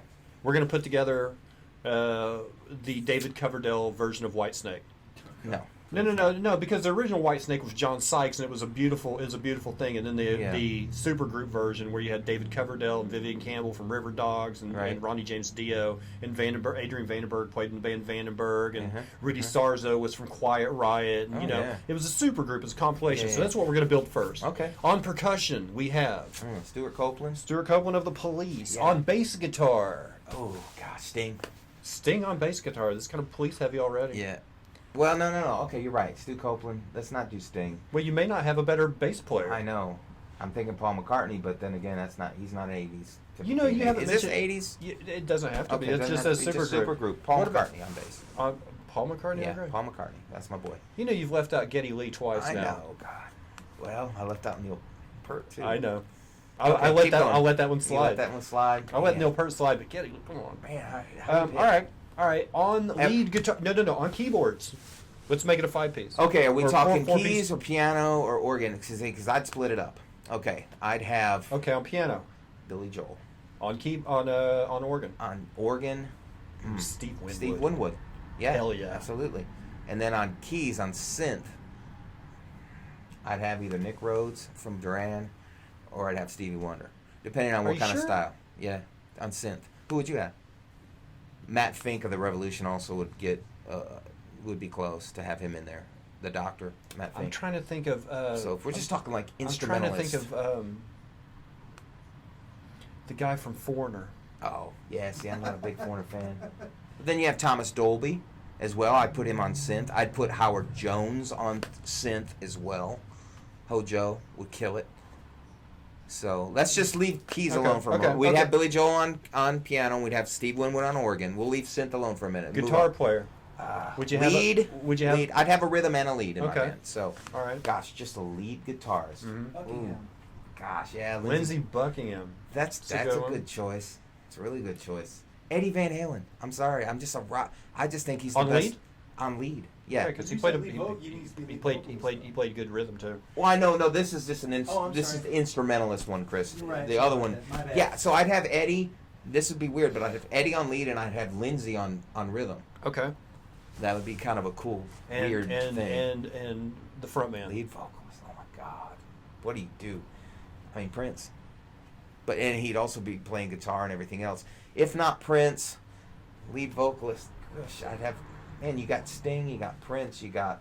You're leaving out Freddie Mercury. and Freddie! I'm ashamed of you. But seven. Okay, this is just overall, right? Gosh, you're right. If it just came down to Freddie, you're right. Freddie's the best vocalist out of all of them. So yeah, Freddie. And I don't know where I'd fit Prince in it because he could. He does all that. You'd have him producing See, it and mixing it. Are yeah, you kidding there me? You go.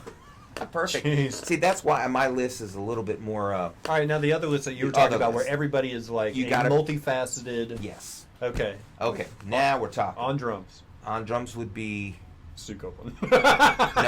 no. Actually, I mean, I know we were joking about him earlier, but Phil Collins is a damn good drummer. He's a damn yeah. good vocalist.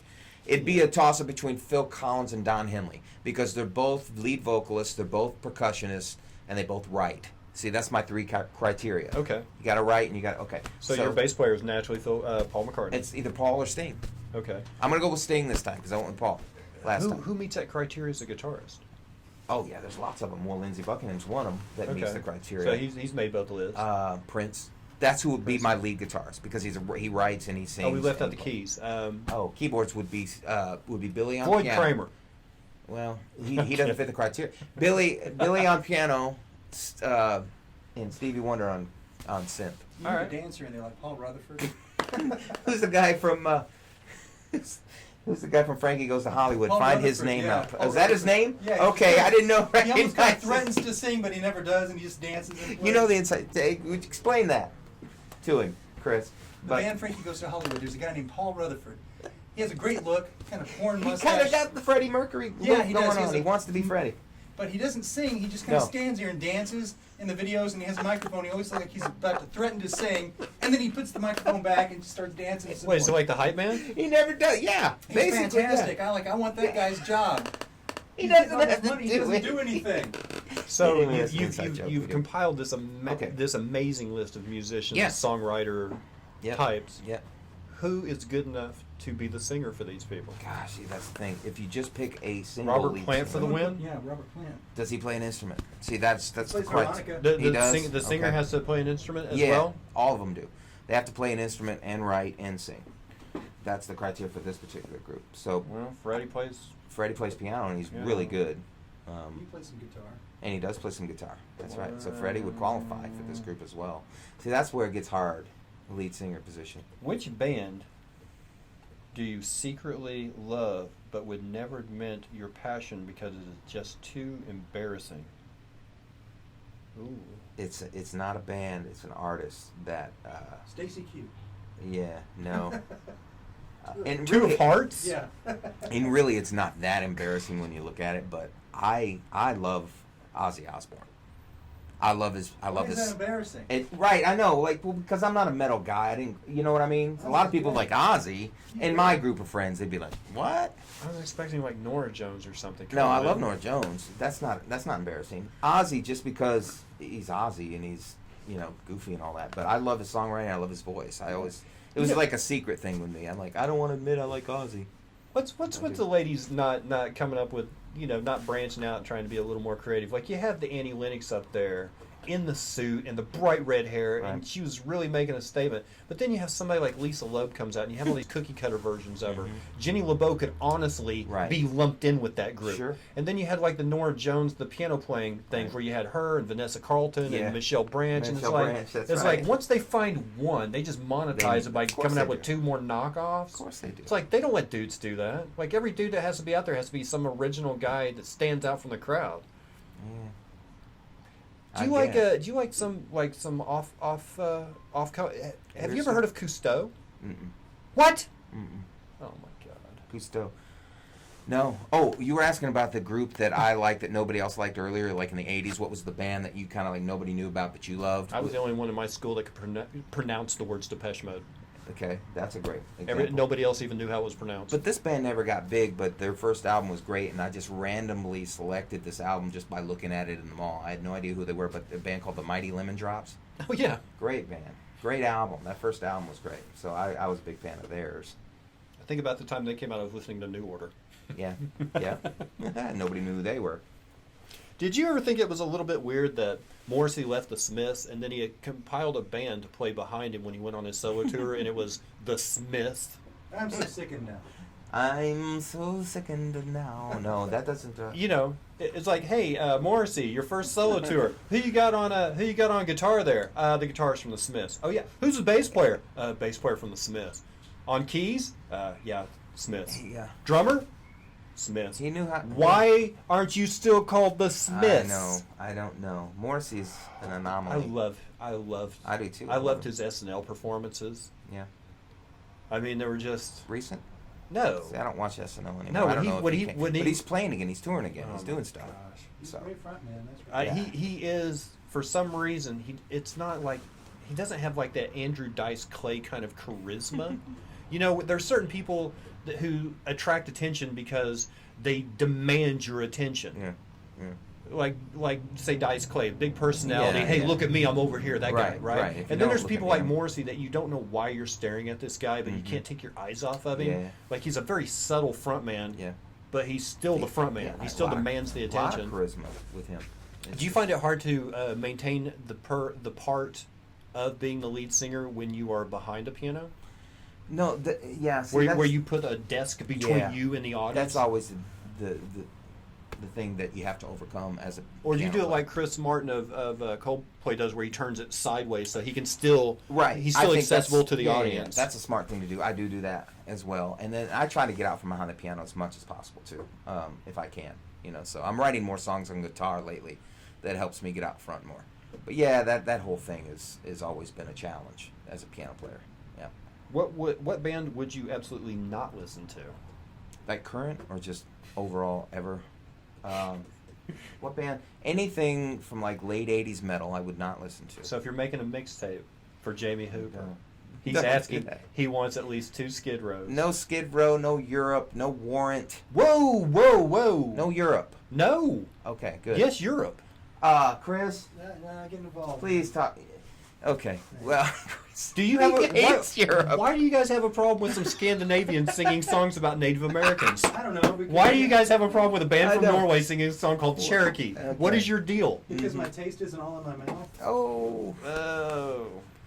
So which Madonna time period? No, in did you- anything current, like Yeah, I'll tell any you, current pop is pretty. I would love me some Europe if I just heard 38 Special. It would be like a great palate cleanser. I hate that kind of nasty, aggressive, Yeah. ignorant Southern rock. That's, Yeah, ugh, Southern that Rock. just- Yeah, not a big fan either. Oh man. Anything currently like by Cardi B, I would not listen to. Anything by some of these, I don't know, so-called pop groups and people. Nah, not a big fan of current pop.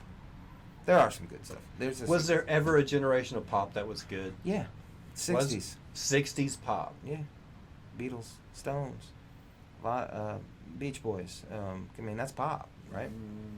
Good stuff. Yeah, it is. So which Madonna time period did you enjoy most? Madonna period. Actually, it's funny about that. I liked every time Truth or Dare, her movie came on, I had to watch it for some reason. The behind the scenes with her tour and all that, it was fascinating to me. So I'd say early 90s Madonna, my favorite. I enjoyed that movie. Yeah, I did too. Thought it was well done. I can't think of anybody. Her fabulous dancers. My oldest daughter's into K-pop, Okay, is that like the kids pop? thing? Korean. Oh, Korean pop. I have no Korean idea pop what that music. is. So she likes Cool. she likes Wow. a boys band who Lou Pearlman didn't get his hands on. Oh, So they're probably making money. good for them. Because they're I in think Korea. I know who. Yeah, I've seen. They've been on American television for the past month. Yeah. They're called BTS. Okay, I've But heard I of mean, as far as I know, it all sounds sampled, made in a studio. It doesn't sound like anybody plays their own instruments. And, if it doesn't have that kind of raw instrument quality to it, I'm usually not interested. Right, neither I am got I. to be able to hear that somebody made an effort, and it wasn't just like, hey, we need a guitar. Okay, well, we have Yeah. 13 different guitar tones Oh, here, okay. and then they do it on a piano roll on it, Right. and it's I It's don't not like. real. I want real instruments. Right, and I want a that's- horn that's section. where we're at now. That's one of the great things about Zeppelin. Yeah. They just had that band sound. Yeah. Yeah, Sure they did. sounded like a garage band, the world's best garage band, but they sounded like a band. Like Here's- just a bunch of lads. Here's somebody, and some of the folks in the UK would understand this. Here's somebody that surprised me, and thanks to Chris, I gave him a listen. He was in One Direction as Harry Styles. I thought, no way could this dude do anything that I would dig, and then Sign of the Times came out. I'm like, Great song. I dig it. And then Stevie Nicks had him at the Hall this year singing with her on doing Petty's part on Stop Dragging My Heart Around, and then just had the ultimate respect of Stevie, and I'm like, maybe this kid's got something. So Harry Styles is impressive to me, and I didn't think I'd ever say that. So, anyway, What is the most wacky 80s outfit I've got pictures that you but wore in the 80s? I have pictures, but I can't show you right now. Were you Oh. mulleted? Mulleted? No, but I did my look. Not even like a little Richard A Marx. little bit. Well, no, I had the long hair, but I didn't do the mullet thing. I spiked my hair up and had long bangs. I remember that. Oh, a little. I had my look is what I wanted to do was a combination of Prince, Robert Smith of The Cure, and Nick Rhodes of Duran Duran. I tried to fuse those three together. The hair, and I wore the eyeliner and the whole. Well, nine. basically, the only difference Chris between that, remembers. if you just cut up the back Mm. and kind of shorten the back, but leave would've the been bangs, really weird. then you would have had, I don't remember his More name, of a- Spandau Ballet. Yeah, You'd yeah, have that yeah, kind of look, bangs. which was like a clean cut new wave True. in double-breasted Yeah, suit there were. form. Yeah.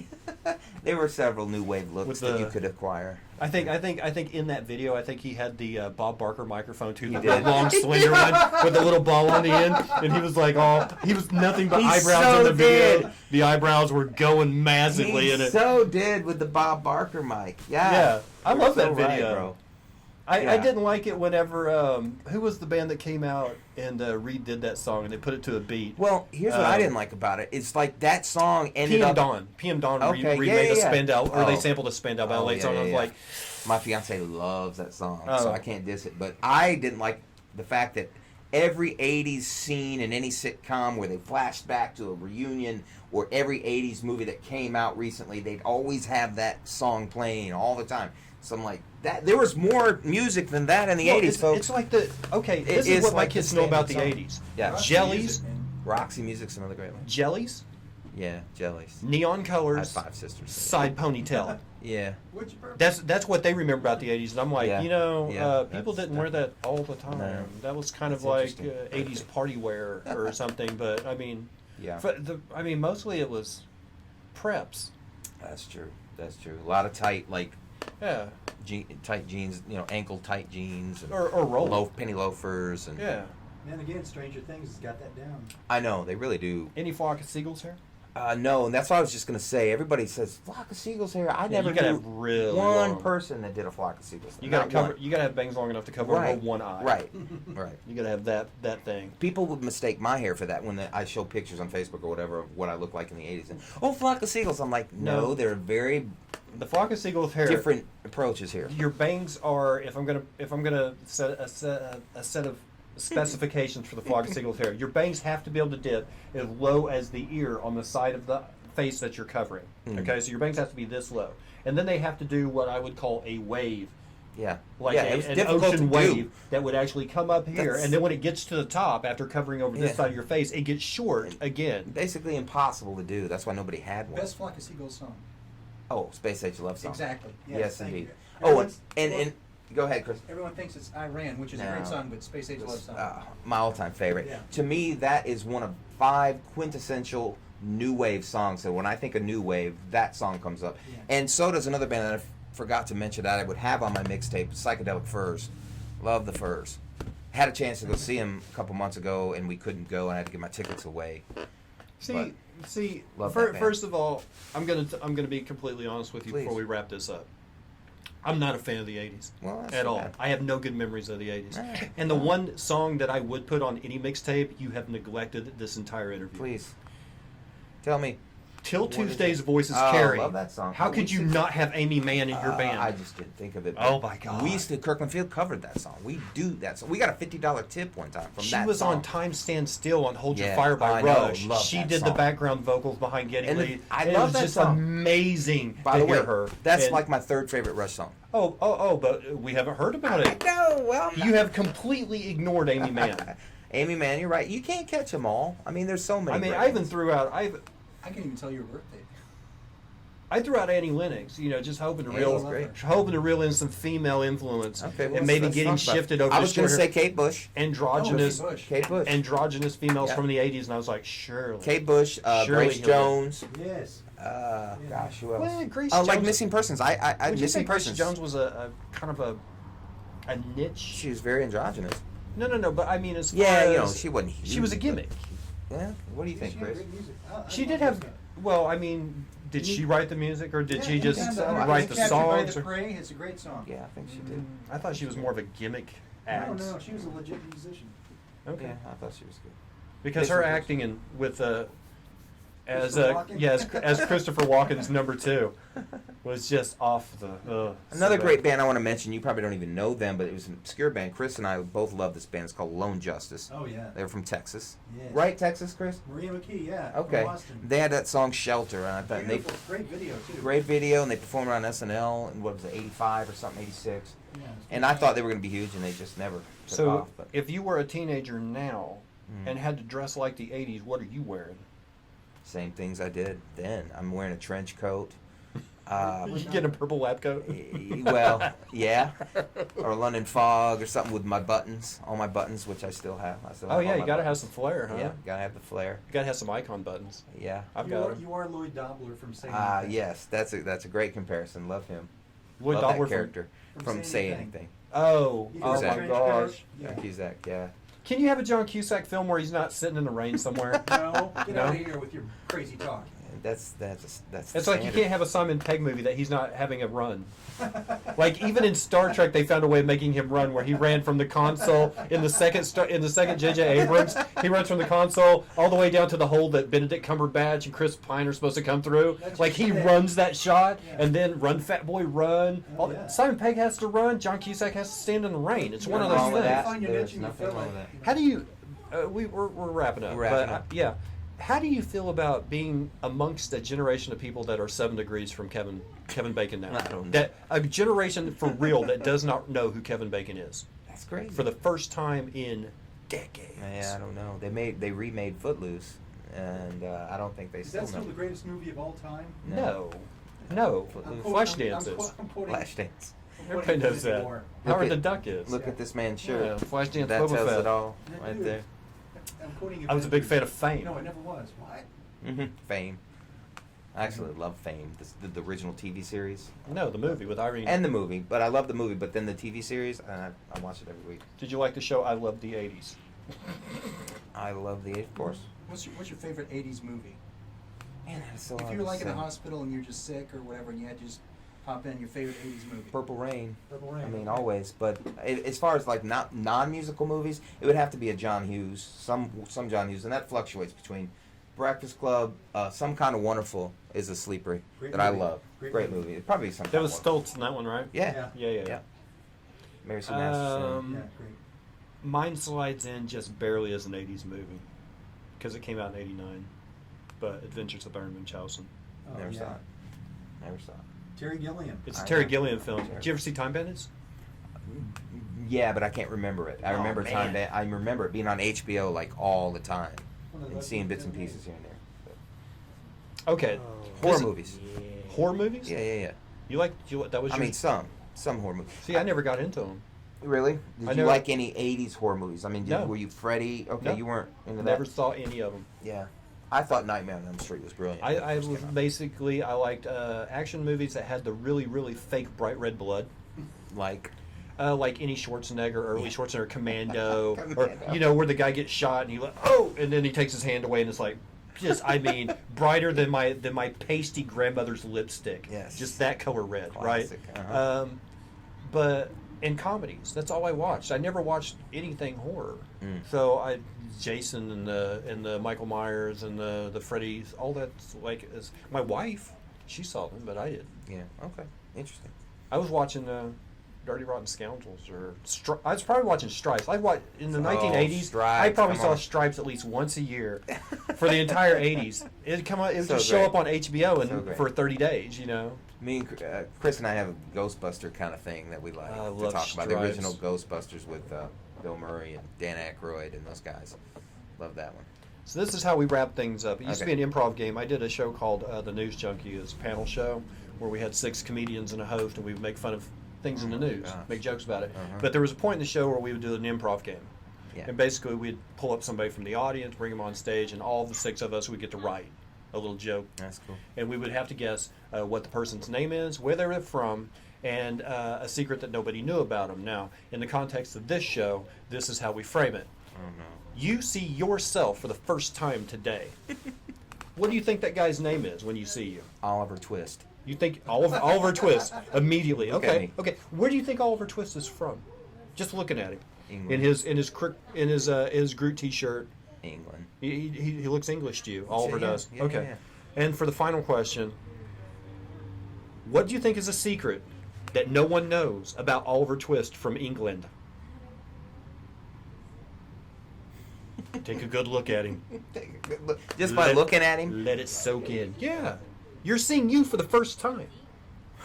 You're like, I bet that guy eats a candy bar with a fork. I mean, what do you think? You know? You gotta look at the guy, you're sizing him up. What do you think?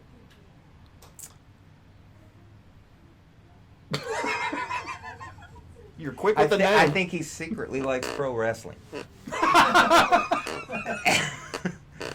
He's secretly a pro wrestling trash talk junkie. Oh, absolutely. Jamey Hooper, thank you so much for Thank being you, here. man. Appreciate it. Appreciate it. Love you guys. I'm gonna Thanks. let him raid the fridge, and I'm gonna kick him out. We'll be back with more to come. Stay tuned.